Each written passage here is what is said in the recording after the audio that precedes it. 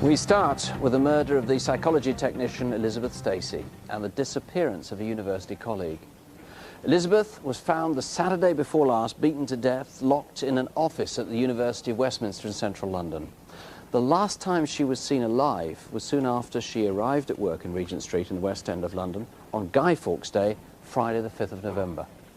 Research assistant Stephen Reed had asked her to help with a computer problem, and he hasn't been seen since. Guy Ferguson is now looking for him. And Guy, according to the papers today, you're now really worried about Stephen himself and his well-being. Yes, that's correct. Obviously, it's 11 days since Stephen was last sighted, and he was the last person seen with Elizabeth. And obviously, we are concerned about his welfare as time goes on. And his parents haven't heard, his family haven't heard anything about him? His family are equally concerned, and they haven't heard from him from that time. Are you looking for a suspect or for a witness? I've got a genuinely open mind in this case, because Stephen was the last person seen with her and could have vital information to give to us about this case. He's 33, slim, 6 foot. This is a picture from the university.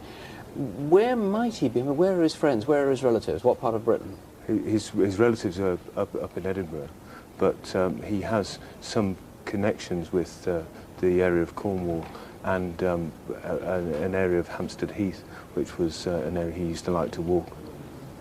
If he's watching now, I mean, what do you say to him? Stephen, please get in touch with us. We need to resolve this matter as soon as possible. I have a genuinely open mind about it, but I really do need to talk to you as a matter of urgency. And if anybody's shielding him, worried for his sake? Well, I really hope people aren't. We need to speak to him urgently.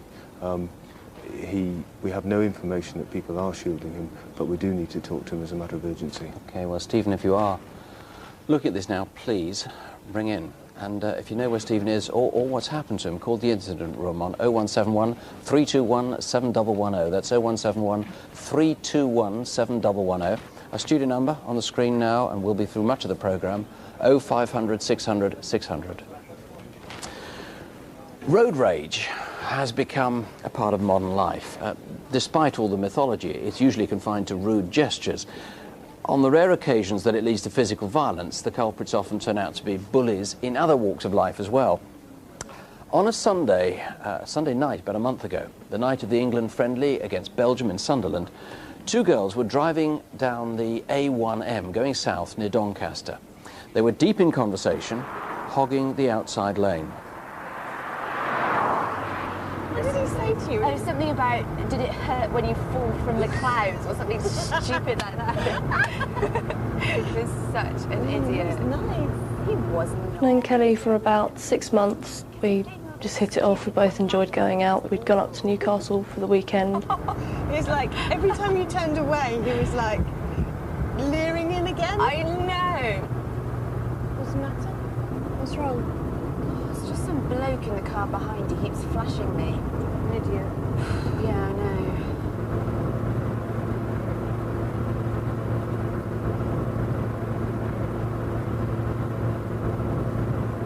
Just ignore him. I'm driving on the limit. I'm not moving.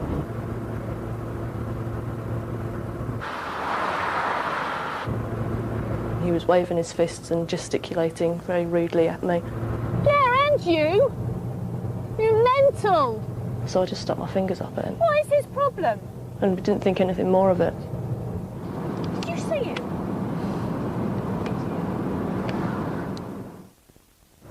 Yeah, but I can't find it on the map because I don't know what number we are. Oh, hang on, it's this one, this one. This one? Yeah, quickly, Oh my God. that one.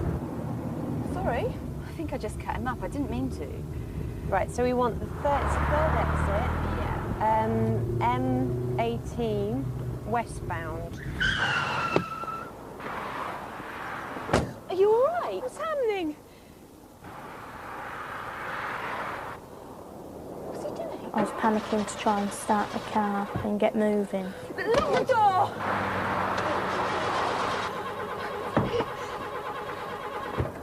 Open the door! Open the bloody door! Get away from the car! Open the bloody door, you stupid cow! Open the bloody door! Get away! Open the bloody door! Get away from us! I was so scared. I didn't know what to do. There was no chance of us like trying to defend ourselves really, because he was so big. She was just stood outside the door watching, like, but you could tell she was petrified. She was 5'6". She had brown, mousy hair. I wasn't panicking that much because I thought, well, I've knocked on my door. There's no way he can get to us.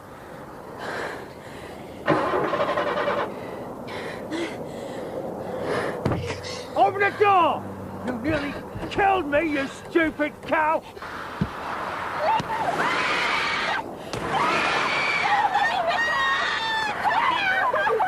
I thought he was going to kill us, to put it straight. I did. I thought there's no way we're going to be able to stop him.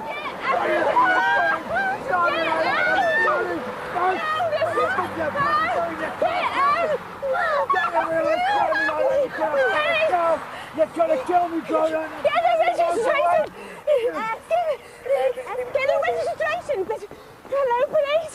Yeah, we've just been attacked on the motorway. Hearing they'd got through to the police, the man drove off before they got his registration number. He was around 40 years old with a Yorkshire accent. He had blue eyes and greying hair. As he went back onto the motorway, at least one other motorist noticed a dark blue S-registered saloon. I saw him coming up behind Silver Sierra, and he undertook him and came up right close behind me. Well, he was so close, he was actually quite intimidating. So I speeded up to about 90, but he was still right behind me. As he drew alongside, I could see the driver. He was about 40, quite smartly dressed. And I saw this woman sat bolt upright in the passenger seat, like she was really scared.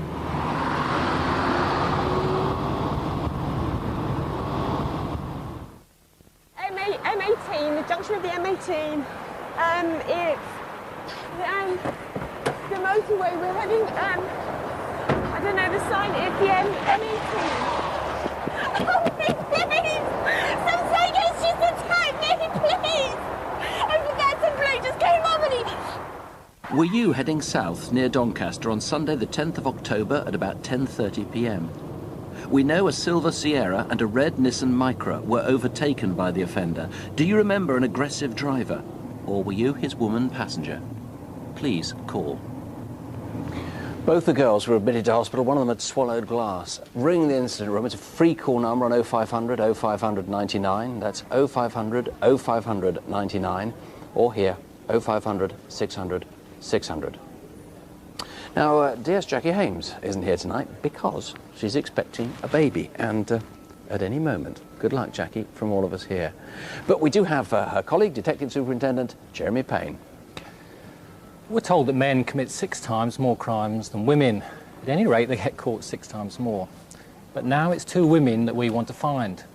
In the first case, a victim has been terrorised and saddled with a £10,000 bill that will ruin her life for years. And this is one of the culprits at a pawnbroker's in Pentonville in North London. She's trying to cash a cheque that was obtained through threats. She travels widely and has been seen passing cheques in Croydon and Edmonton. So if you know her, the incident room number 0171 232 6132. That's 0171 232 6132. And next to Hertfordshire, and a woman who has a fondness for banks. She went into at least 2 of them with a forged credit card. Just look at how good these pictures are for the NatWest Bank. It's not a good place to try on a deception. The incident room number 01462 425 064. That's Hitchin 425 064. If you recognise either of these women, you can call us here in the studio 0500 600 600. Strong results last month. 11 arrests, 8 directly because of calls to Crimewatch. Among them, 3 men seen after an unprovoked attack on a tube train in Hounslow, west of London. The victim was knifed in the back. 2 names were phoned in repeatedly, and subsequently 3 men were arrested. They've now been charged with violent disorder, and 2 of them with grievous bodily harm. 2 years ago, we appealed about a former house parent at a school in Hereford. Police had spent months searching for him after past pupils complained they'd been sexually assaulted. Viewers traced Patrick Duggan to South London, and he was sentenced to 13 years, reduced on appeal to 10. But other Crimewatch viewers said they'd also been sexually assaulted, and not just by Duggan, but by the headmaster too. After a long police investigation, Dennis Eagles was last month convicted of 19 counts of sexual abuse, and he's awaiting sentence.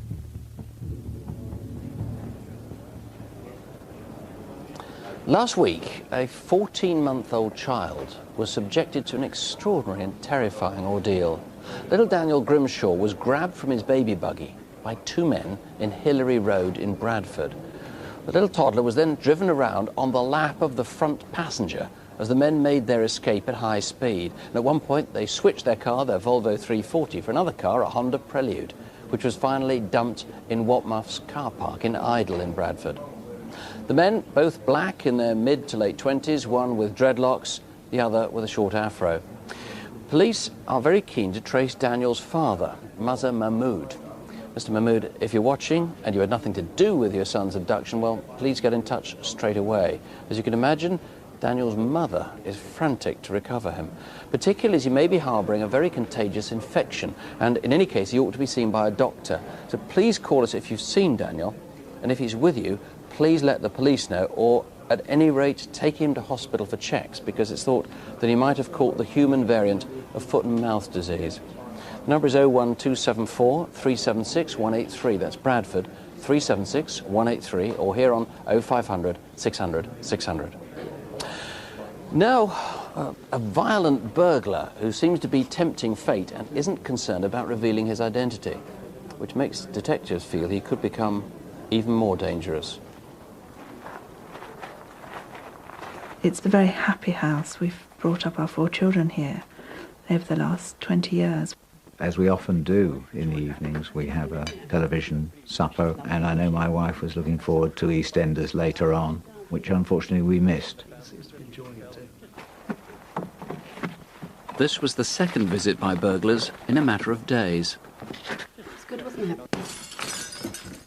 You know? Well, that's a good idea, I I think. saw an advert in one of those magazines. Yeah.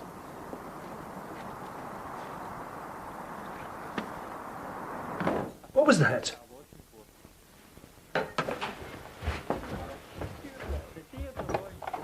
What the bloody hell do you think you're doing? Get in there. Get down. Lie down.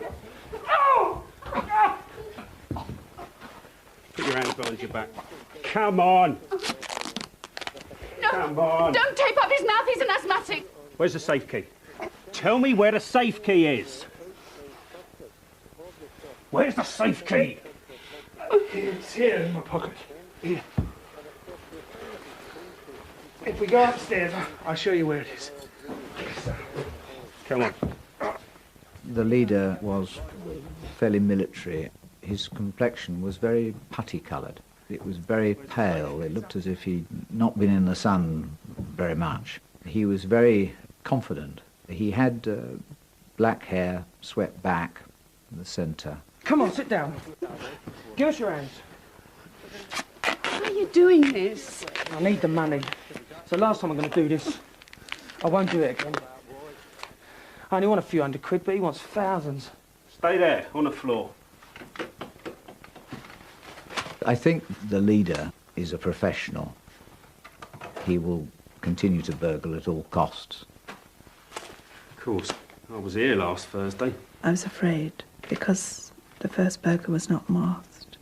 I was afraid they'd kill us before they went. I don't worry about you seeing my face. With my record, it don't make no difference. Get out. Stay there. Where are the diamonds? Well, there aren't any, I don't like them.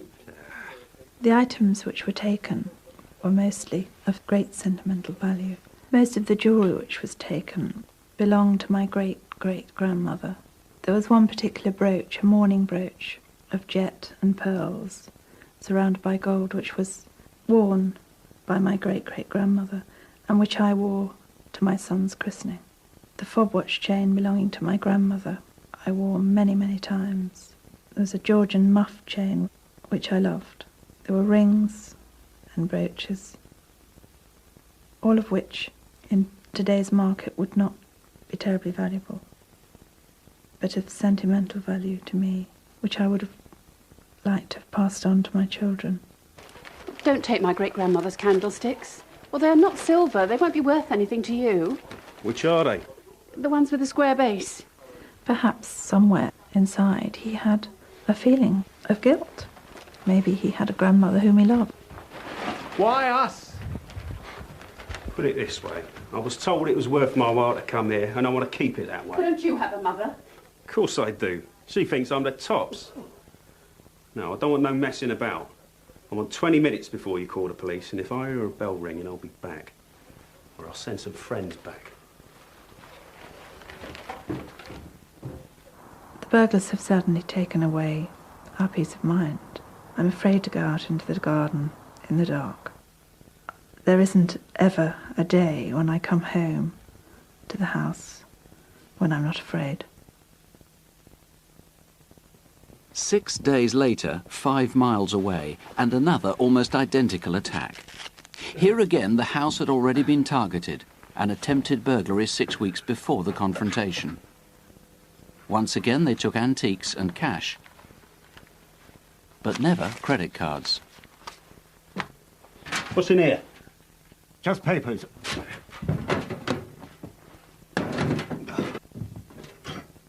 And once again, the leader seemed to have some sense of decency. What are these? War medals. They're yours? Did you win them? Yes.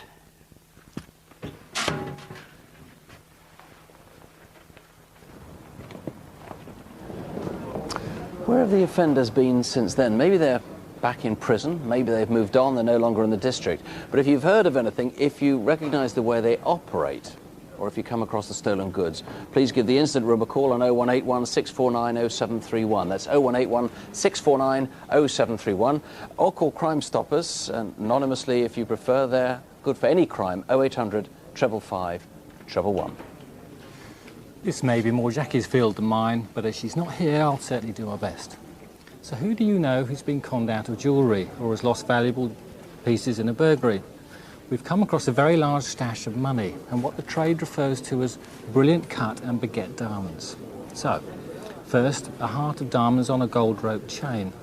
And then this beautiful line of diamonds. It must have 50 or 60 diamonds in there, and it's sometimes known as a tennis bracelet. But what about these rings? Especially this platinum one. It's got 3 whorls of leaf-shaped diamonds, and it once clearly had a bigger stone in the centre.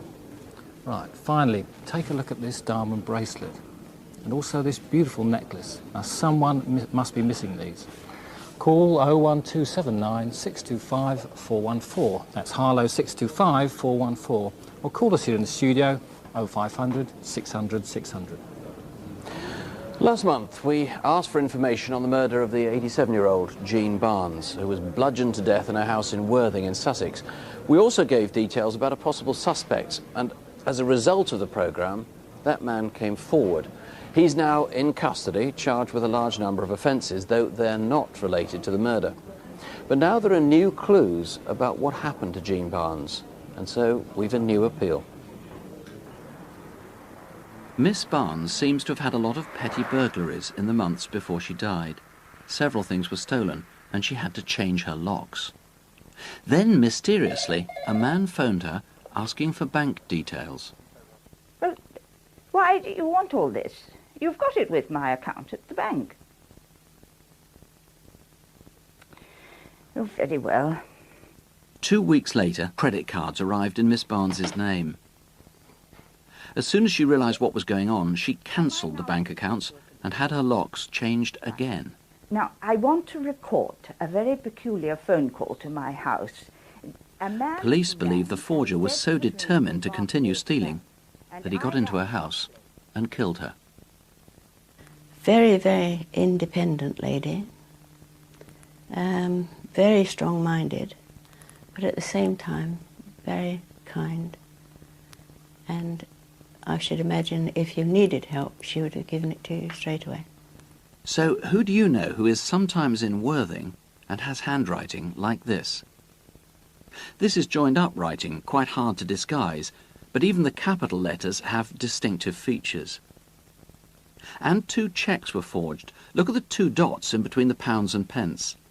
And look at the small capital letters on the date where it says 23rd. This is another forgery, a note to the milkman, again in Jean Barnes' name. Now Steve Scott, who is here, has got this letter, again the back of this envelope, which is addressed to the milkman. Look at the G there, which doesn't have a tail on it, whereas the Y does, and that's typical. None of the G's have a tail. And something else that you might see here, you see all of these have got some red on, that's from forensics. Look at this AND sign, this ampersand. It's done like an E, and that's the same on all his checks. And I gather he made a consistent mistake, too, on some of the details. Yes, on the Alliance and Leicester application, for example, it asked for Miss Barnes' mother's maiden name. The offender wrote Jenkins. We know this is false.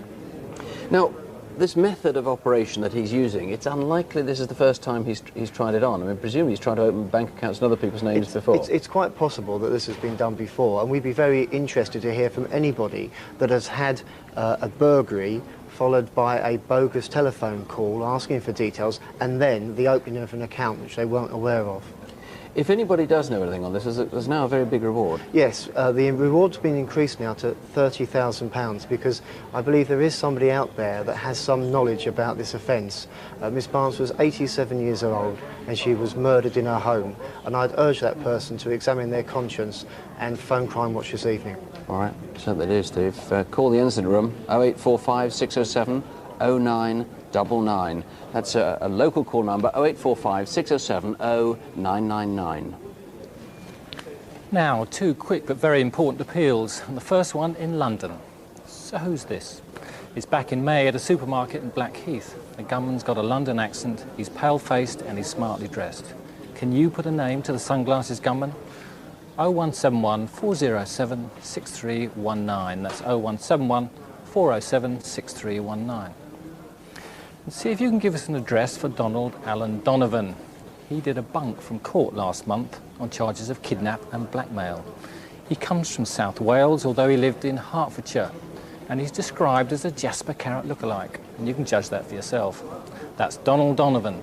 Call the incident room on 01923 472065. That's Watford 472065. Or call us here on the studio 0500 600 600.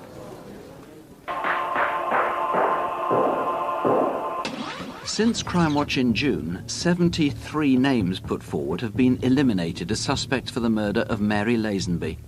Mrs. Lazenby had been beaten to death in her flat in Bethnal Green, East London. One Crimewatch viewer was so appalled by the brutality of her murder, he put up a £10,000 reward, and that's now been doubled to £20,000. Someone in the area knows something. Callers are eligible for the reward, even if they remain anonymous. And a new appeal for Anthony James Fitzgerald, wanted for serious sexual offences. A woman rang to say he'd been spotted in a cafe in Liverpool. He looks thinner than in the picture, perhaps because he has diabetes. A lot of people are now very keen to find him.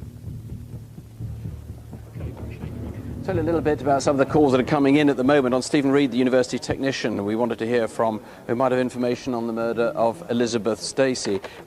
We've got two clusters of sightings for him, one in the West Country, one elsewhere, but we mustn't raise too many hopes on that, but obviously those are being checked out now. An intriguing discovery on the Jean Barnes murder. Apparently another elderly woman died in very suspicious circumstances 2 years ago in the same town in Worthing, and in her case as well, money had been missing from her bank, and that's something the police are going to look at the moment. On the Doncaster Road Rage, we've actually got lots of stuff coming in on that, and we've got two names that are coming in which seem to be consistent. Now, a man that a 17-year-old girl has described as a pig. You might think it's a rather good description, at least, of his behaviour. This is in Streatham, in South London, about 2 months ago. See if you recognise the man, his companion, or their car. We're not sure if it's a Polo or a Golf.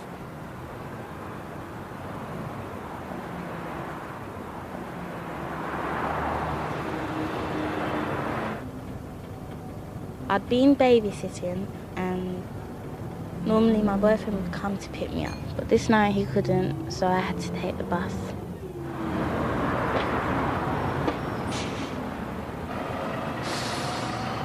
I was looking forward to going home to a nice hot bath, to a nice warm bed, a nice cup of hot chocolate, and to sleep.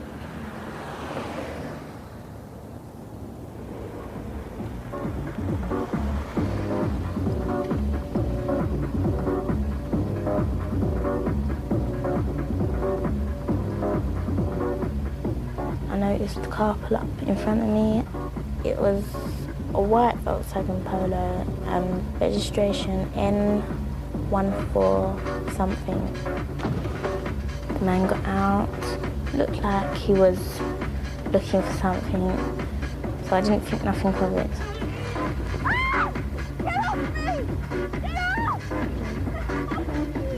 I was screaming, trying to struggle, but he was very strong and he was holding both my hands.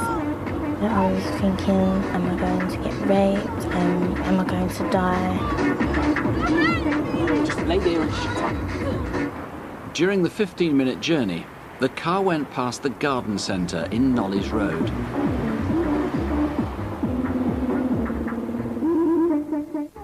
Straight back again for all my raping friends. 10 people that are into the blend. 9 for my DJ sounding bright. It was like very calm and quiet. All I could hear was the music and me screaming. They seemed to know what they was doing, how they're going to do it, and where they're going to take me. The car stopped by a block of flats. The music was still very loud, and in what seemed to be a pre-planned attack, the driver of the car held the girl while the passenger raped her.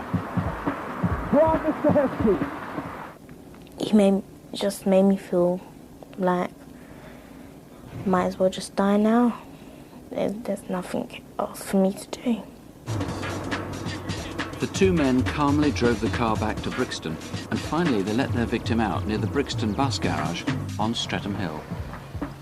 Get your stuff and get out. As time's gone on, things have come back into mind, like what type of music was playing, and it sounded a bit like EZ.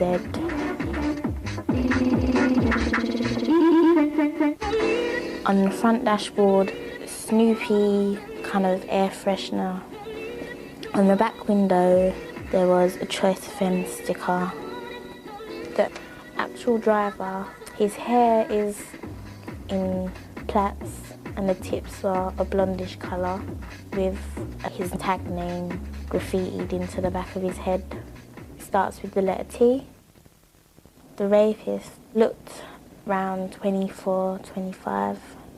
His scar going across his nose down to the bottom of his cheek. He had quite a big nose, pig shape, looked like a pig. That's what I thought of him, he looked like a pig. Since Crimewatch started many years ago, we have rarely seen this sort of terrifying abduction from the streets. Stop it happening, please. Tell us who they are. 0181 649 2235. That's 0181 649 2235. If you've been a victim of any sort of crime and you want to talk to someone, Victim Support Line is open. There'll be people there till 2 a.m. and the number there is 0845 30 30 900. That's 0845 30 30 900. Now to Carmarthen and Tenby, and a man who's been causing a lot of upset in the area, carrying out burglaries and thefts. And his girlfriend may be in on it too. So who's this at a hotel in Carmarthen about a month ago? He fits the description of the thief. And who's this woman with him? She's carrying a walking stick, but does she really need it? Tell us their names, please. 01267 226327. That's Carmarthen 226327. In June and August, 2 women were sexually assaulted whilst they were walking in the Woking area of Surrey. Although the attacker ran away, when they screamed, or in one case bit him, we fear he could rape someone unless he's caught. Now, we'd like to talk to this man, who was in the area at the time. He's wearing a very distinctive striped T-shirt. If you recognise him or know who he is, then ring the incident room 01483 761 991. That's Woking 761 991. Or on both of these cases, you can ring us here in the studio on our studio number 0500 600 600. Do you own a white van?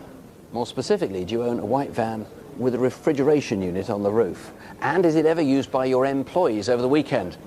If so, was your van damaged about 10 weeks ago?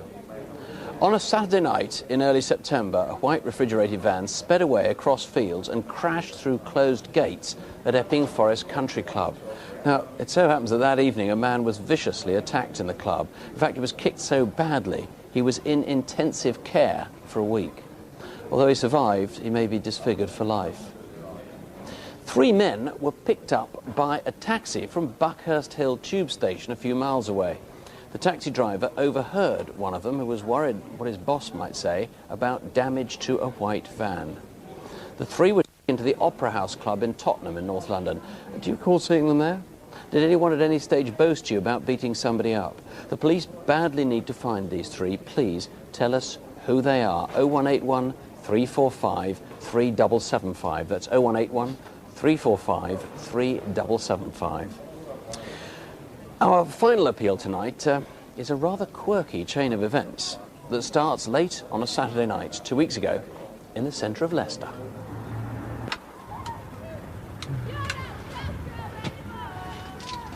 Oh yeah, cab please. St Peter's Lane, outside the Cherry Tree Pub, please. An hour? Oh no, no quicker than that. Oh no, oh forget it. Thanks anyway.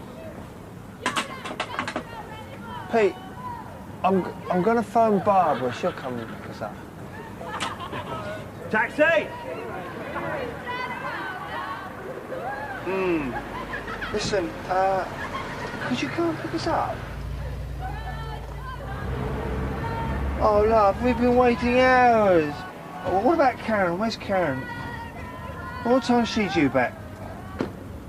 All right, bye. Having a lot of luck, Pete. Excuse me. Do you know where East Park Road is? East Park Road? Yes, I do, mate. Listen, I'll tell you what.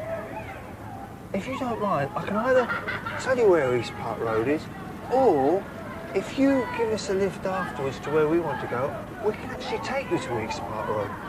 It's not that far. Okay, no, yeah. I thought he would say no on your bike, mate, and I was quite prepared. Yeah, I'd still tell him away. I just probably very eager to get home. I'd had a bit to drink. My bed was calling me. Whereabouts exactly in East Park Road did you have to go? I'll know it when I get there. All right. In a hurry then, are you?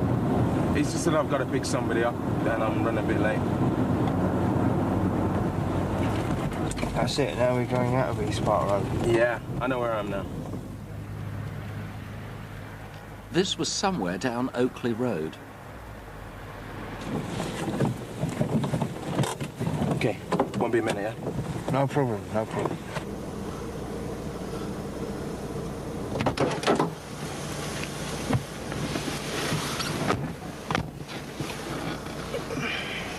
Hiya. Hello. Okay, where to now? Okay, down to the end and turn left.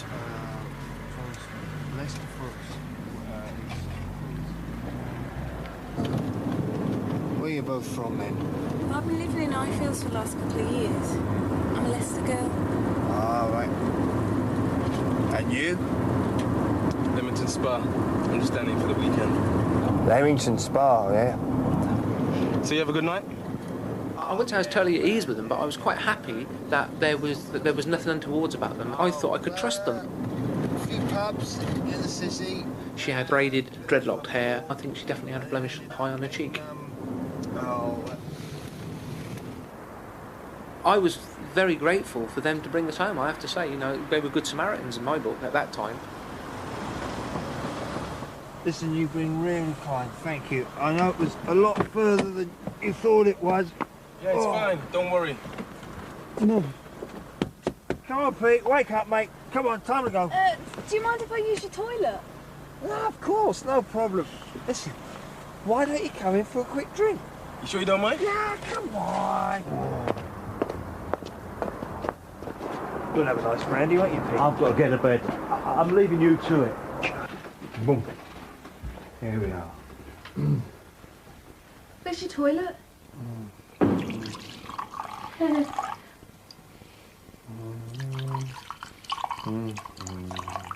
So are you two, together? No. I'm Sean's girlfriend's sister. I live at home with my daughter. Oh, really? Will you, excuse me a minute? They would only have been on their own a minute and a half.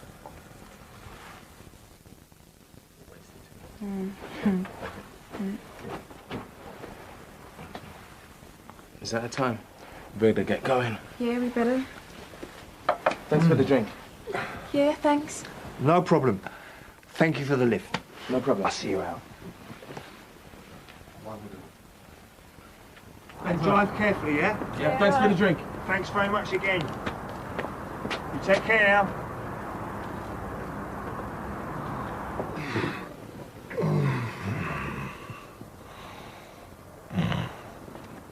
2 hours later, the daughter came home from a nightclub.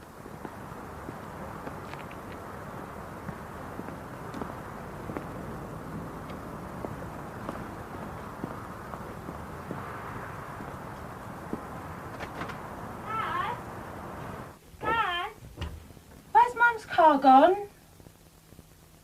What?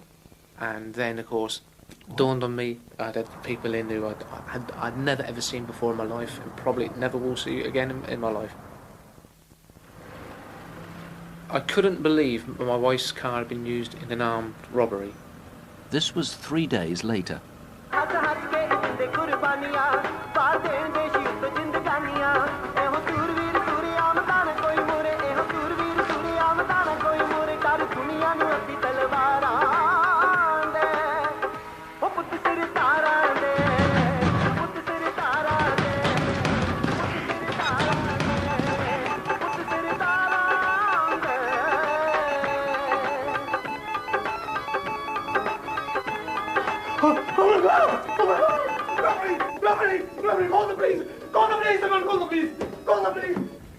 At the same time, the jeweller's wife was coming to the shop.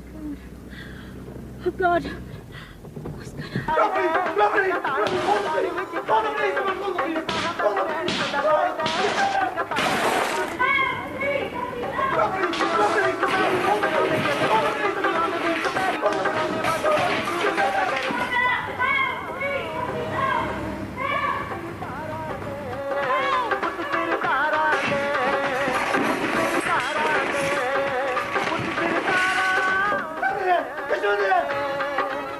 Now, in a supreme twist of irony, the stolen getaway car was boxed in. The gunman had to flee on foot.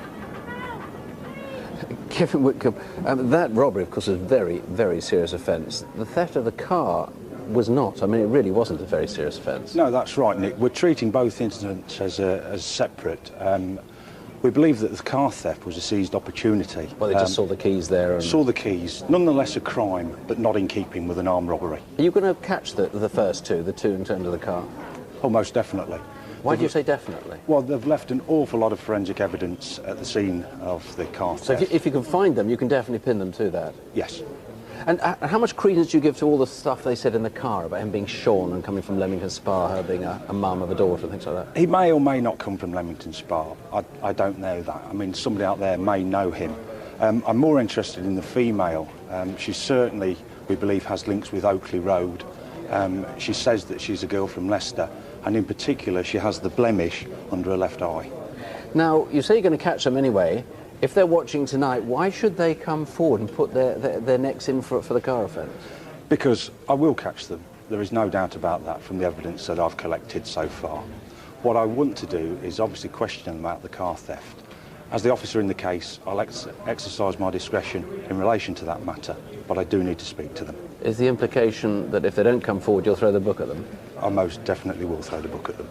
Well, as I say, the robbery was a very, very serious offence. The theft of the car, it really wasn't. So if that couple want to disentangle themselves from this, now is the time to call. If you've got any information, these are the numbers to ring. 0116 248 6750, that's Leicester, 248 6750, or our own free call number. We're here, it's live, of course, 0500 600 600. In July, two 17-year-olds were walking in Clapham in South London when a man walking towards them stopped and, without completely without provocation, stabbed one of them in the neck. In fact, he nearly cut his throat. Now, his friend bravely ran after the attacker, and in a brief fight, the knifeman was hit in the face and his nose may have been broken. But eventually he escaped into a tube station, and this might be him. Did you see him with a bloody nose in Clapham South, where he got onto a northbound train? And above all, who is he? This is the knife that he used, and do you recognise it? If you've any clues, then give us a ring. 0181 649 2521. That's 0181 649 2521. We've had a surprising number of calls on the road rage attack. Two people have given the same name. We have to be cautious about that, but we've got somebody who's pretty certain they're a witness to the attack. On the jewellery that Jeremy was showing you earlier, someone from an insurance company has called us saying they're pretty sure that they've paid out on those jewels. We may be able to trace those back. Now, we're taking calls here in the studio until midnight. You'll see other numbers on CFAX if you look on page 621. If you've got a computer linked up, you can email us at crimewatchuk@the BBC. Crimewatch update is at midnight, but if it's bedtime before then, reflect on the fact that the latest crime stats show burglaries down 6%, violent crime down 6%, even car crime, which is so difficult in this country, even that's down a bit. So, with your help, we'll make life even safer. Don't have nightmares. Do sleep well. Good night.